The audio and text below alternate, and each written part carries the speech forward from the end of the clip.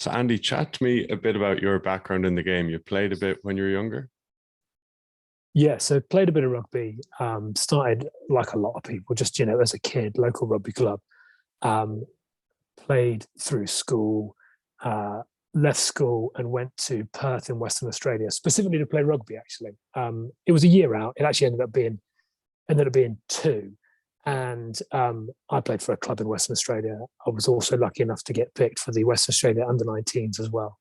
And that was a great time. Perth is a lovely city, and for anyone that's been there, I mean, it's 20 years ago, but for anyone that's been there, Western Australia is lovely. Perth itself is fantastic. Sunshine's brilliant.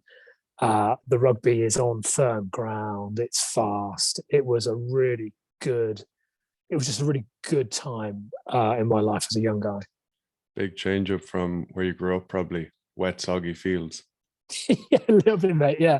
So the sort of hard, fast running rugby was mainly start and the end of the season, or if you played sevens in the summer. Yeah. Yeah. And were you Australian qualified? No, I wasn't. So I had a British passport. I went over on a standard working visa, as you could back then. I think you still can. And funnily enough, actually, my qualification and heritage came up when so I played for Western Australia in Perth, and then wasn't selected to go to travel over to the East Coast to play in Sydney because they realised I wasn't Australian. And that just came about when they were talking about insurance and flight details, and I showed them my passport, and I was the only one that had a British passport. Yeah. And so spent a couple of years there, and then decided to head back home to England? Exactly that, mate. Yeah, came back, went to university in a town called Cheltenham, spent a couple of years there. And then in my final year, I was sort of looking around at things to do, and a mate of mine had just joined the army. And I was chatting to him, and I thought, this kind of sounds like what I want to do. I was at that point, I was at a crossing point. I could either go and do a master's, so down at my university and then do a master's, or join the army and go down that route. And I thought, you know what, I want to go and do something a bit adventurous, a bit different. I don't particularly want a 9 to 5 sort of job, and so that's the route that I went down. Cool. How did you find it when you were starting out? Well, I was a little bit naive, I think, in what the army was. I mean, my experience in the military, my granddad was in the Navy, but that was a long time ago.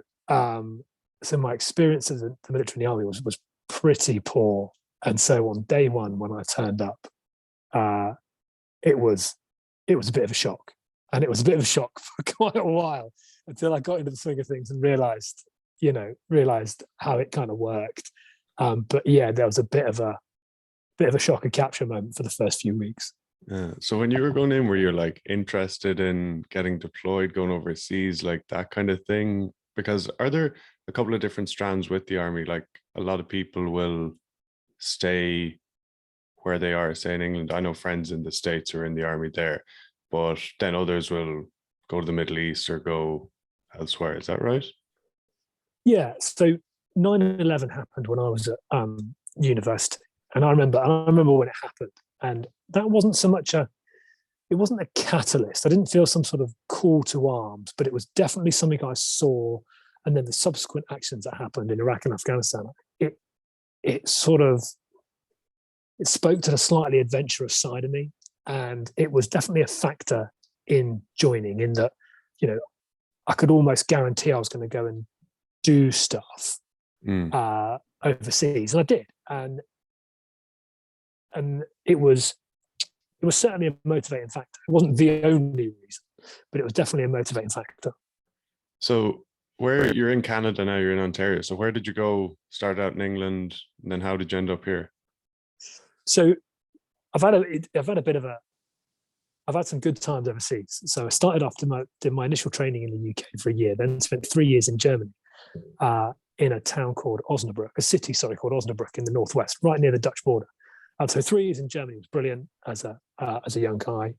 Then got married, and in between leaving Germany and 2 weeks later arriving in Cyprus, in into Cyprus and married. So my new wife and I turned up in Cyprus, and we spent 3 years in Cyprus. So I spent the first 6 years of my army career really overseas, and it was great. And that included various deployments as well. So that was brilliant. And there's not many people that can spend 6 years overseas, living and working. Then came back to the UK, and then it was just a series of jobs in the UK.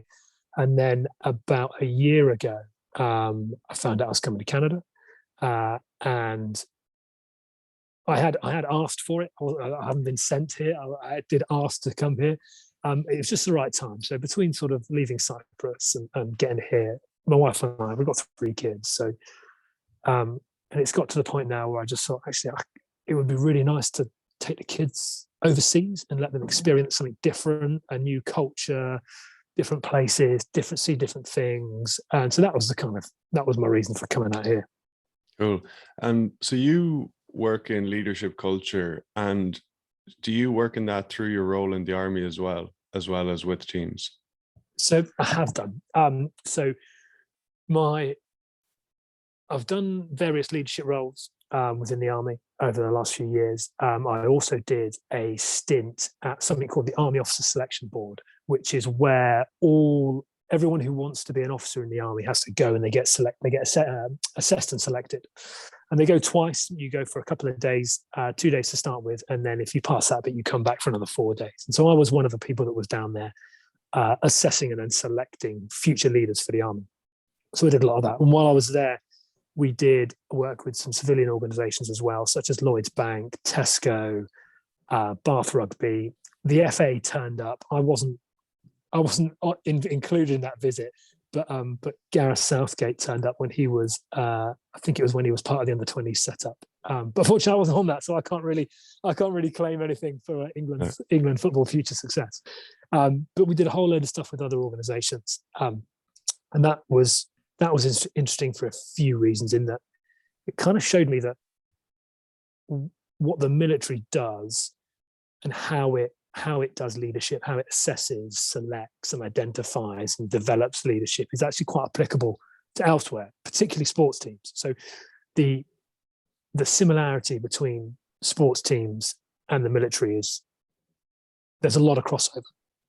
And so what I also do is I assist sports teams with their leadership identification and development. And that's through something I've just set up called the Grey Wolf Consulting Group. So that's an interesting avenue that I've started up. I'm about to start a doctorate in sports leadership. So that'll be another interesting avenue to look at. So I've done a few leadership roles in the army, and there's definite scope, I think, for sports teams to learn a bit from what the military does and vice versa, and for the military to look at areas outside of that kind of military defense arena to say, okay, well, what are sports teams doing in terms of leadership? How are they developing their leaders? How are they identifying leaders within their squads and their wider teams? And how are they developing it? Because the crossover, as mentioned, is huge. And I think that the two areas could learn a lot from each other. Yeah, a lot there I want to get into. But where are you doing the doctorate in leadership? So the doctorate is going to be done through University of Central Lancashire. Okay, online, obviously. Yeah, online. Online part time. Yeah. I won't be able to do it full time or in person because I'm in Canada. But yeah, it sounds like a decent course. The people I've been in touch with so far, really encouraging, really engaging. There's other military people who've done the course previously as well. So it's a known, which is good. Good stuff. And so when you were in that role with the army, what were you seeing in people when you were looking for future leaders? Like, what was the kind of criteria, or what were you looking for in people? Yeah, so there was various criteria that we would be looking at, and it might be things such as confidence, determination, communication skills, and then what I noticed when doing the stuff with the civilian organisations was that actually the attributes of what someone might do in a good leader is actually across the board. It almost doesn't matter what organization you're in, what team you're part of. Actually, being a good leader is being a good leader. And I listened to a podcast the other day, and they mentioned Ted, the program Ted Lasso. and how they were wondering whether or not someone could do that, come in from a completely different organization, and be a leader. And it got me thinking. I thought, actually, the answer is probably yes, Yeah, because a good leader is a good leader, and for the sure. attributes that that person shows will transcend the organization without the kind of tactical nuance of a particular sport. Actually, I do think someone could come across from one sport to another. Yeah, I for sure do think as well. And if you've tried to do it, Clive Woodward went across soccer to Southampton, but then I think That's he right. got the Olympics job with London 2012 pretty quickly after that. So we didn't get to see what would happen. But yeah, you look at people like Phil Jackson and these other coaches, for sure, I think they'd be able to step across into other sports.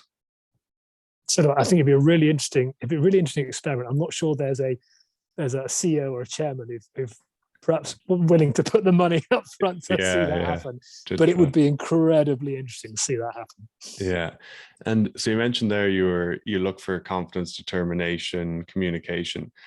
How would you increase or help someone develop their confidence then? So say you get I don't know, what age would you be getting people at? Would it be in their early 20s when you're kind of identifying them?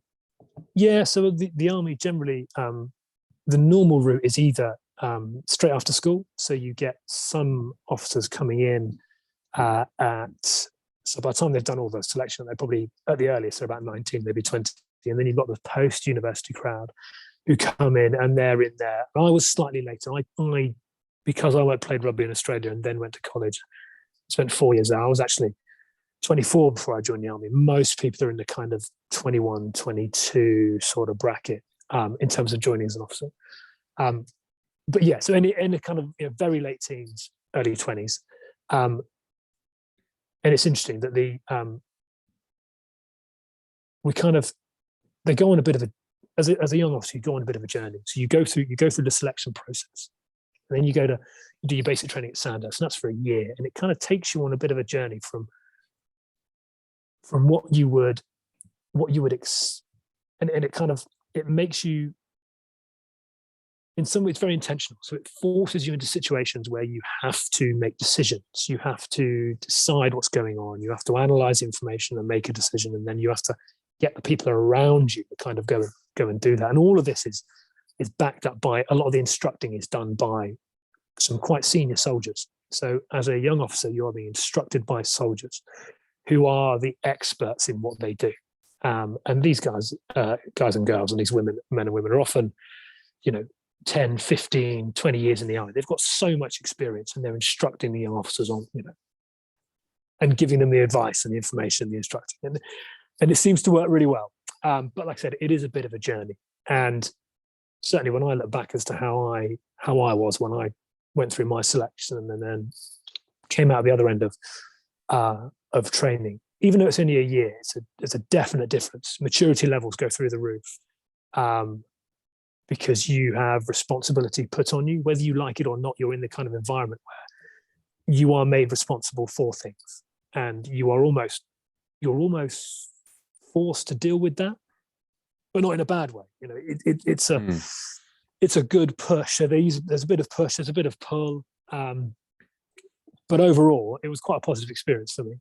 Yeah, it's interesting. I can imagine, like, yeah, after a year of that, what it sounds like, for sure you will be more confident. And I think there's something, one of the biggest things for, say, sports people is experience. Like, you get confidence from experience. So say you're picking an 18, 19, 20-year-old person as a potential future leader, and then they go into this year, which is difficult, there's challenges, but then as kind of through those challenges, failing, succeeding, whatever happens, you get confidence through the experience of doing, don't you? Absolutely, and the selection is based on someone's potential.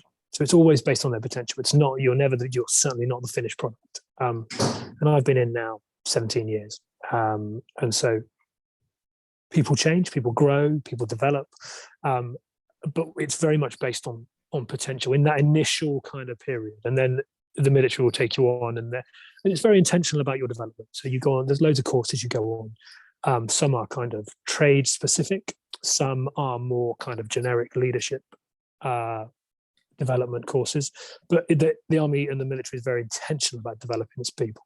Yeah. And then determination, I think, is an interesting one because it seems it'd be difficult to get somebody to be more determined, would it? Like you kind of have that. Yeah, I see what you mean. Um, I think it's something you can develop from experience. So, whereas a difficulty or an obstacle might seem insurmountable, once you have tried to get over it, tried to pass it, try to go underneath it, then actually, and then succeeded, you realize actually that wasn't really that difficult at all. Mm. So the next time something comes up, your determination is almost your based on your experience. But there is definitely a kind of an attitude that, you know, in the military, that you got to try it, you got to give it a go, even if it seems really difficult, even if it seems impossible. You know, give it a go, because actually, if you translate that to a non-military setting, whatever job you have, whatever role you have in life, there's things that are difficult. And if a first hurdle, you just, oh, you know what, I don't really want to do this. It's too much. You never get anywhere. No. You just wouldn't do anything, especially as a sports person. You know, first hamstring injury or first shoulder injury, and you go, oh, this isn't for me. I've had enough. Well, you were never cut out. Exactly. Yeah, you're never. You would almost self-select out of the system. Yeah. And I'm pretty sure there's probably no professional sports person around the world who's never had an injury. No. But that experience enriches someone and it makes them a better person, even in their chosen field of sport, but also in their in their life. It makes you a better person because that experience will grow you. Yeah. Do you know David Goggins? Yeah, I'm aware of some of his stuff. Yeah. Okay, yeah, he's somebody who I love. I was mentioned to you before how like I've kind of followed the army leadership a bit, and him and Jocko Willing, but something just with determination that I kind of learned from him and have seen from a few different people. But he wanted to prove people wrong. So he talks about some sergeant, I forget his name in his book, and he's like, this guy was out to get me, and I wanted to take his soul. And like you were talking about kind of difficulties and whatever, and the hell week that they go through, it just sounds like it's in like not humanly possible listening to what they have to do. It's just outrageous. But he wanted to prove that guy wrong, and he also wanted to prove himself wrong. And then another one, Michael Jordan in The Last Dance, you'll see he started creating these conflicts and wanting to prove people wrong. And it's like, some other guy he would make up said something and then it became personal and I wanted to beat that person. So like I think determination helps if you have somebody or something you want to prove wrong. Yeah, and I think there can be positive drives, and I think there can be negative drivers to this as well. So you could have a positive driver of attaining a goal, and some might call it potentially a negative drive that you say you want to beat someone. You want to there's a conflict you want to have in order to become, to sort of win it or succeed in it. And you picked a couple of good examples there where I think that the motivation, some would say the motivation is almost not important, but that depends on what outcome you're looking for. And I always prefer kind of positive motivation, because that I feel that enriches someone more. It develops them as a person more. What would be a positive motivation? So it would be something that would be climbing a mountain. So I can't remember the guy's name. He's ex-military. He's just done the Netflix program 14 Peaks. Oh yeah, I watched it. Is it? Yeah. So you see it. So he's ex-military, and his goal was to climb these number of peaks in this amount of time. To me, that would be very much positive motivation. It's a goal. It's not against anyone in particular. It's against himself, and ultimately, the greatest motivation is about yourself. Even in a team sport, so even in something like rugby, it's not necessarily about beating the other person. It's about being the best you can be. And the opposition, in whatever form they take, whatever sport you're playing, the opposition allow you to develop as a person and allow you to be the best that you can be. So you're always against yourself. You might be playing against some opposition, but actually they're the kind of, the opposition are trying to do the same as well. And by being the best you can be, you develop not only as a person, you develop as a player, and you improve the overall kind of team performance. So I would like to frame it in that kind of window.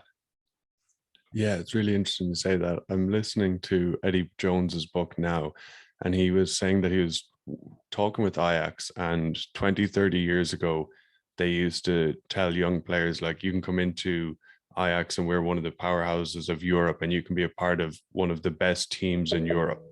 And that was motivation for people. They wanted to be part of that team. Whereas Ajax aren't as good now, but what they say to young people today, people are more kind of focused on themselves, and they say, we can make you the best version of you and the best player that you can be. And people think about themselves more so. And I remember hearing Ronaldo a few years ago, Cristiano Ronaldo, and he said, like, he wants to break records. He wants to score the most goals. He wants to get the most assists, whatever. He wants to break all the records possible. And when I was growing up, I would have thought, oh, that's so self-centered. It's not team first. And he says, if I score all the goals, we're going to win. So it's a kind of, like I say, an individual motivation and driver within the team. And of course, there could sometimes come a conflict then if you're not passing a ball or whatever. But and that's a really interesting point about team dynamics, because in any team, whether you're just part of the team or whether you're leading it or you're in charge of it, that there will be people with different viewpoints, different backgrounds, different biases, and how that team is brought together and connected is the key to that performance. So there's kind of three areas that I generally look at in terms of building a culture and a performance. One is shared experience. The second is understanding. So that's understanding of each other and the team and the environment they're in. And then the third is empathy. And what shared experience does is it creates that connection.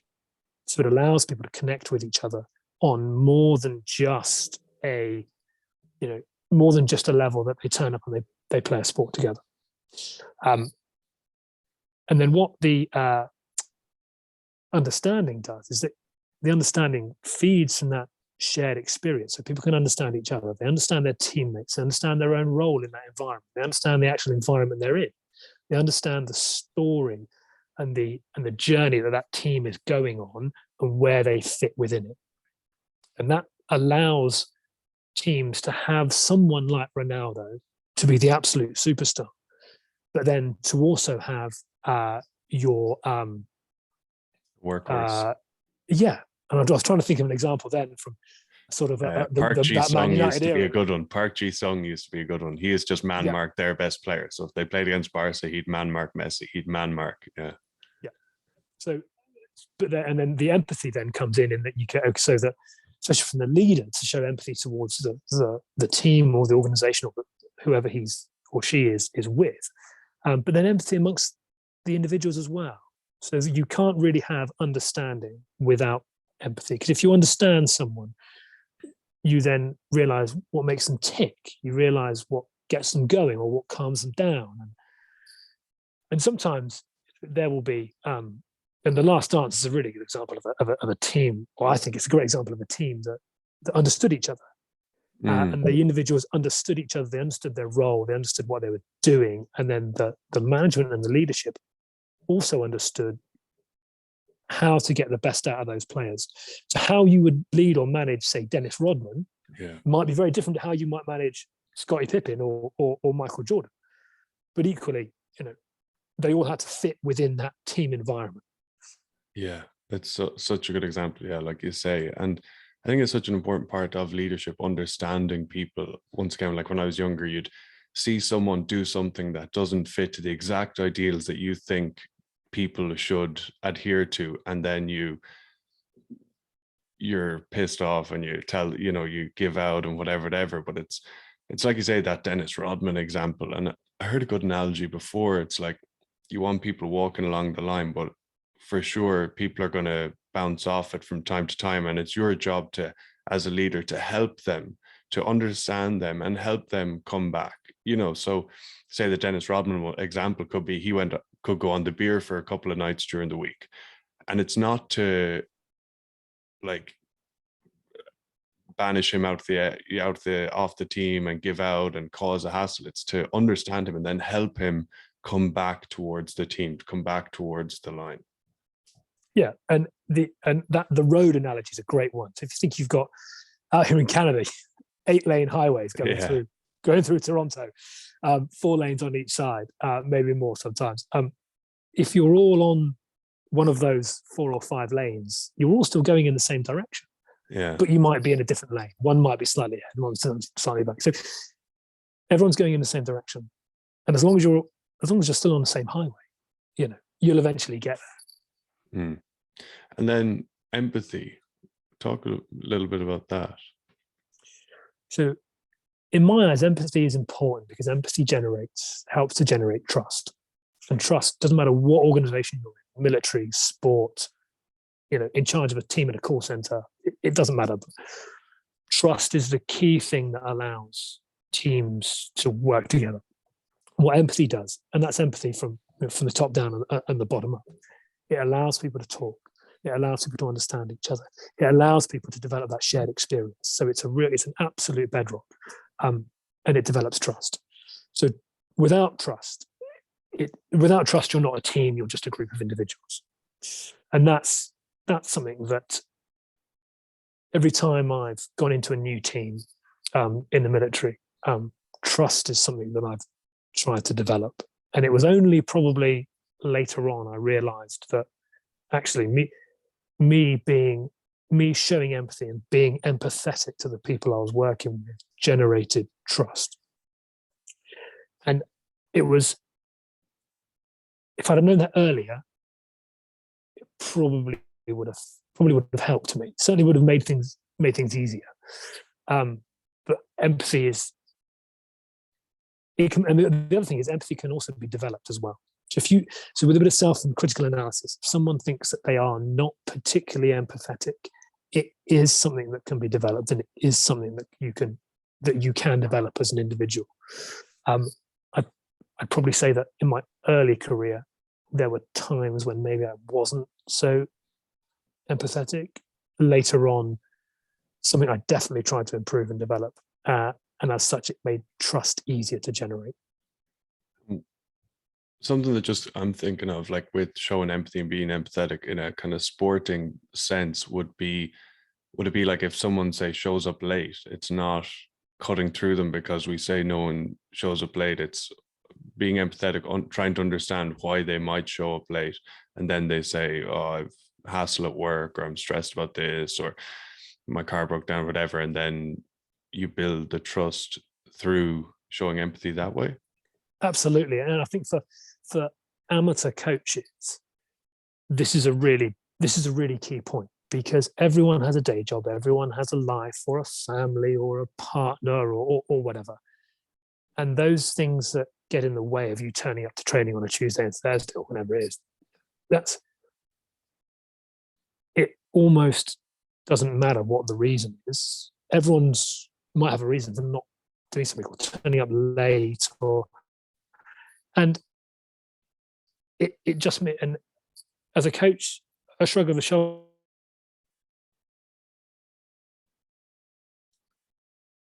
Yeah, no worries, it's fine. Let's get you involved. So your connection's just going there. Person, they understand me. They're to be anxious and to be worried about being late. And more to that, in kind of the professional game, I'm not a massive loud.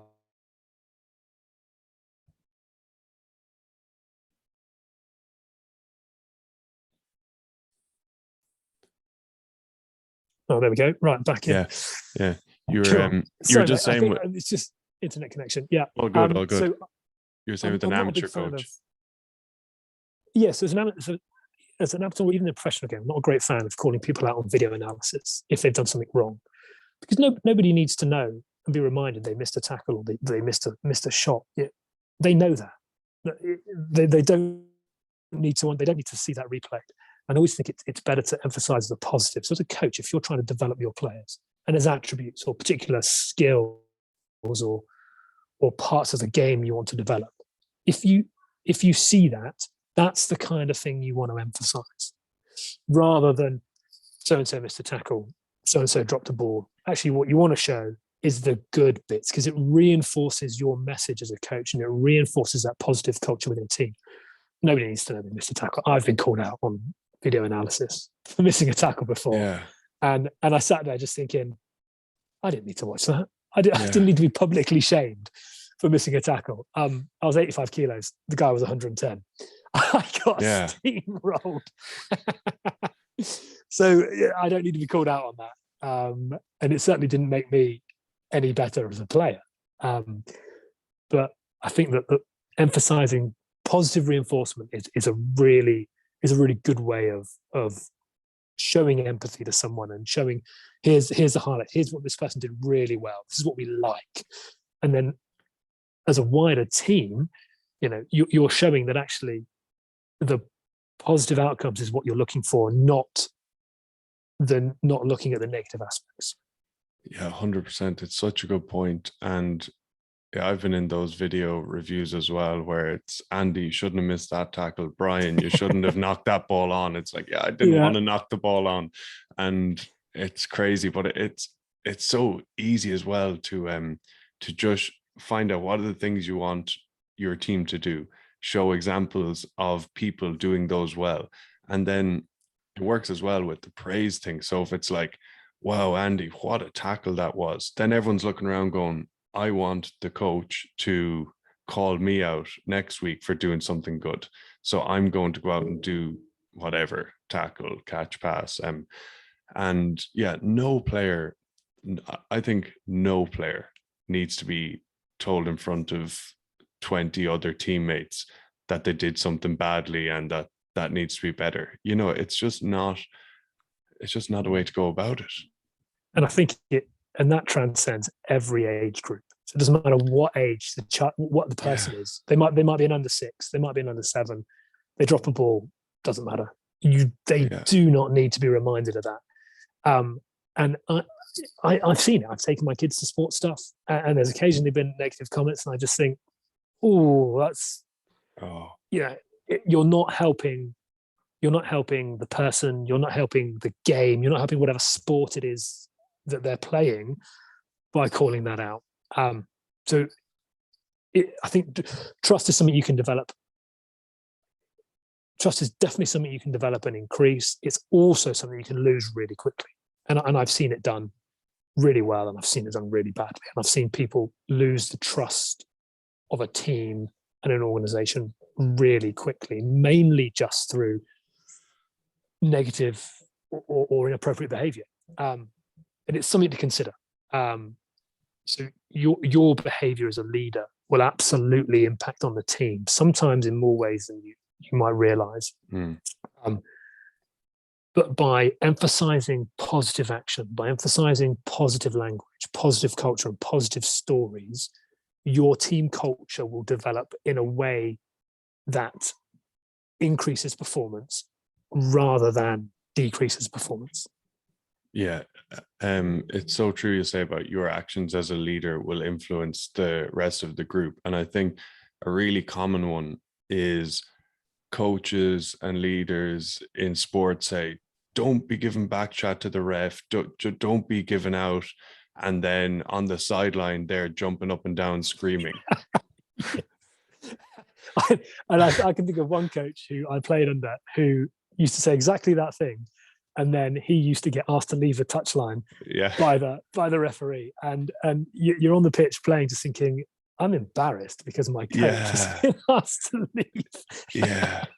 Yeah, 100%. And it's another one as a coach that you can help in that area with behaviors, maybe more so in a kind of basketball setting where the coach is very close to the pitch, but with a calm demeanor. If you're like really calm and relaxed in those kind of final minutes of a game, and then the players look across and they're like, oh, Andy's just chilling there. He's not worried. Oh, I don't need to be worried. Whereas, players, like I've been there 100 times where it's like 3 minutes to go and you're 6 points down and the heart rate goes up, you start to panic.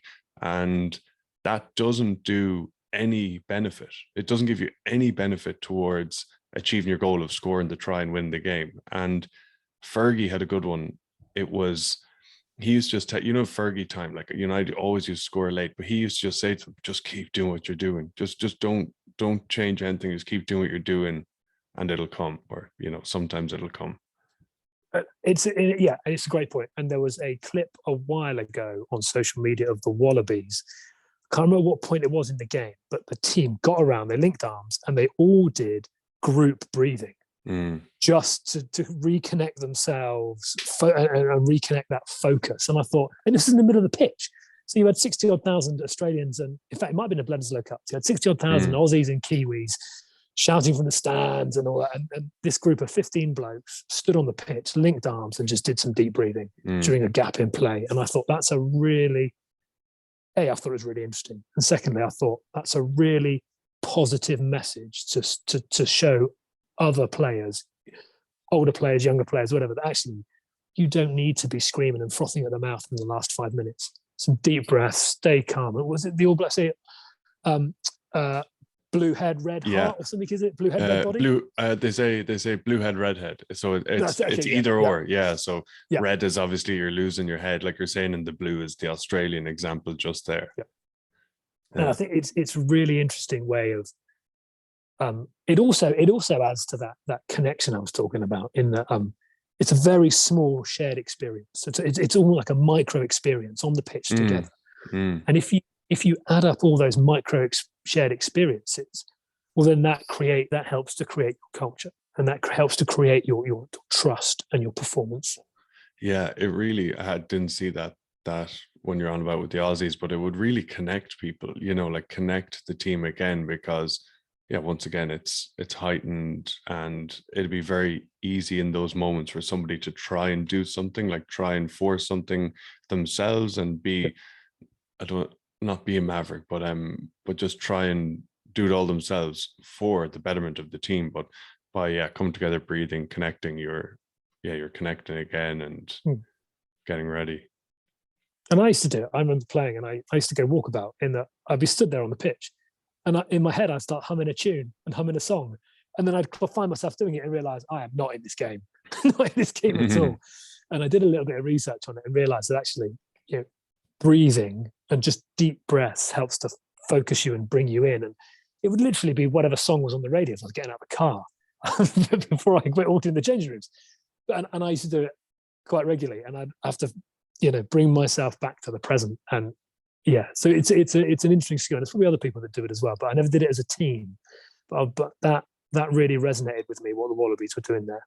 Yeah, I've started doing a team playing this fall recently, and we did it after we scored a try to, back in the halfway, to kind of reset and get ready for the restart, because that's often a time where people fuck up, for want of a better word. They just score a try, and then they're still in that time of scoring the try, and like, oh, we just scored, and you're not focused on the next job at hand, and then you drop a ball, they have a scrum, 15 out and whatever.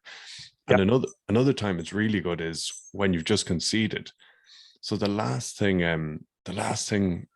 I think most people want to hear is, oh, Andy, come on, we can't miss that tackle. Just not have a rule where you're not allowed to talk until everyone has performed 3 or 4 breaths together.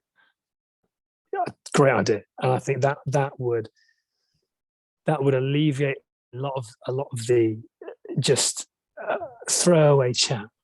Inevitably in any team sport, whenever there's a good or a bad thing, it would get rid of that chat that is almost just people saying it for the sake of it, rather than a real meaningful purpose behind it. And really, the actual chat and the discussion should come earlier in the week, when you're doing your connections, when you've got your kind of shared experience periods during training. That's when all of that comes out. But on the pitch, absolutely, very much as a team together, but stopping all and the classic is someone just shouting, "Come on," Yeah. Come on, lads. Come or on. work harder. Yeah, I mean, you hear it from the you hear it from the touchline. And you know, I've played in teams where there's been old guys wearing blazers on the touchline, shouting what they think is encouragement, Yeah. and it's white noise at the end of the day. Oh, 100%.